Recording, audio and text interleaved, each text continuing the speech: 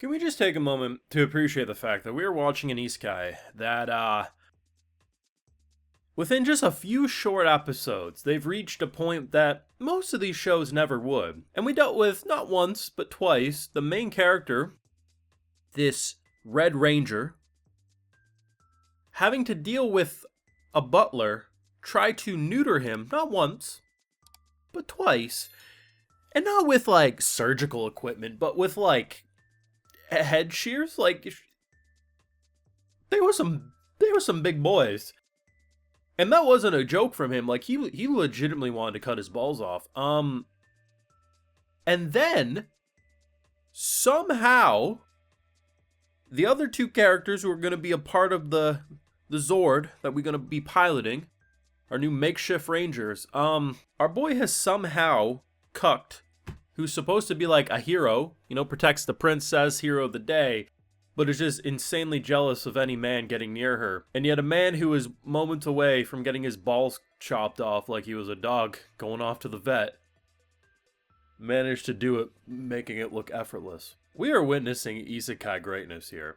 We are witnessing a show that simultaneously is a parody of both, like, the Power Rangers Sentai style formula and the isekai fantasy genre. And the result is the most beautiful mess known to man, because at every point you'll be slipping, you'll fall on your ass, you'll think, okay, what? Actually, I'm so glad I did, because I get to witness the dumbest shit known to man. And it is so dumb it turns out brilliant. This shit's 10 out of 10. Want to support my work, see my full thoughts to these brilliant episodes? We have the Patreon, we got the full live reactions over there exclusively. So, the thing that I think I like the most about this show is how it does so much in such a little time. Please tell me I'm not the only one. So we approach this, like, this area, this big bubble around the area. It's pretty much like constant surveillance. You're free, but, you know, the Lord in question's kind of a dictator, let's be 100%.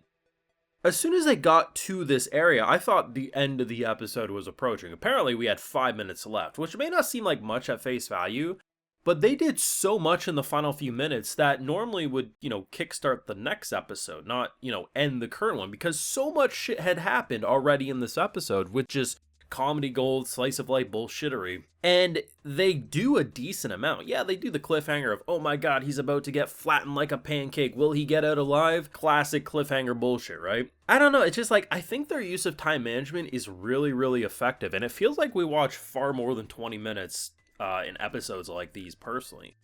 And I think one of the biggest compliments I can give about this episode is if you look at the poster image or a shot of all the main characters we now have on screen, I think you would probably have a suspicion of what their personality is like. Maybe you get their voice wrong, but in general, you're like, okay, like for me as an example, I look at the Red Ranger, I'm like, okay, he's going to be the stereotypical hero who leads the party. I look at a mage who barely keeps her top on. She's either going to be incredibly shy and timid and maybe a bit bitchy, but then slowly opens up, or she's just going to be, you know, the nice supportive, I'm here to help you. Princess, blue-haired looking girl, you know, might be overly kawaii nice, or will be, you know, maybe turns out to be actually more of an ice queen. And then the hero dude, probably stern. That's kind of like the vibe I'd get at face value, and none of them are that. Red Ranger is a goddamn meme. He's in his own world to such a degree that he's not in their world. They're now in his. Wherever he goes, people are now in his world. And he is just such a brilliant parody. Idra is the best character hands down in the show because she's constantly self-aware to the bullshit around. And I think despite her abundance of fan service, she has me convinced her tits are either fake or it's a mad push-up bra though. Because those things do not bounce. They do not move. They are, I feel like if you touched it, it'd be rock hard. But I love just how obviously different she feels from this role than most of these kind of witch-like mage characters would be. Princess, like, I think maybe she's a little more in the area you might be able to think at face value, but the idea that she's like such a fangirl already, like, they have a joke in this episode because, you know, in order to go inside the Zord, you know, you have to have a bond. And my boy looks at it's almost like he looks at the camera, like pulls the camera and says, we do have a bond. She agreed. I agreed. Bond for days. there's just something like hilarious because it's not like she hates her like traveling companion or anything, but it's just more like, he's so cool.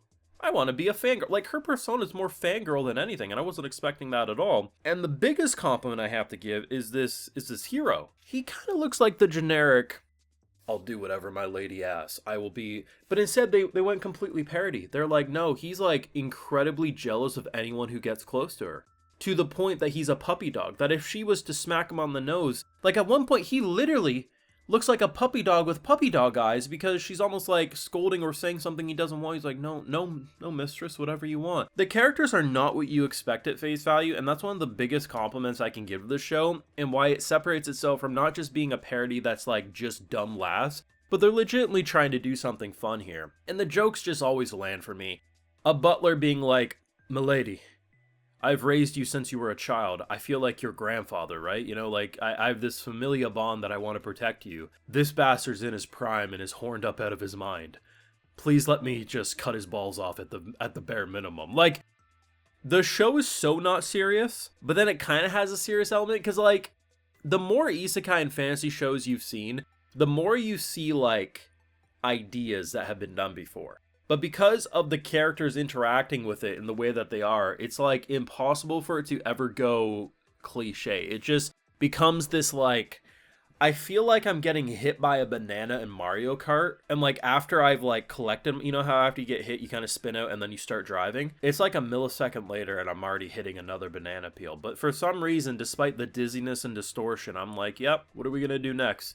And I also like how on the Ranger side of the show, it's also kind of clever because it brings up questions. It's like, yeah, that makes sense. The thing I like in this episode is he summons it to fight the hero guy, and he's like, shit, I can't hit him.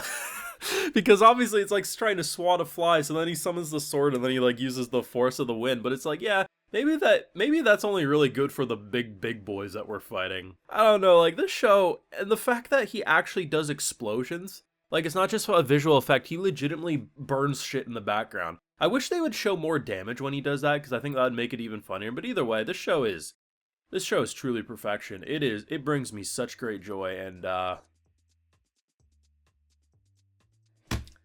it's like we've seen 10 episodes in one episode all in one. It's such a weird formula, but it works elegantly. Let me know your thoughts down below. What did you think of this episode? I think it's been getting better every single week, especially with more characters being introduced, but you let me know what you're feeling down below. Leave a like if you enjoyed, subscribe if you're new around here, of course, ring that bell, and like I mentioned, we have full live reactions over on Patreon, and hey, while you're over there, I'll also give you a video shout out. Alrighty, so today we got Parent, Buonake, Monica Luzuria, and we also have Kyle Kowalchuk. So I appreciate the support, everyone. Please take care, and you'll have a good one.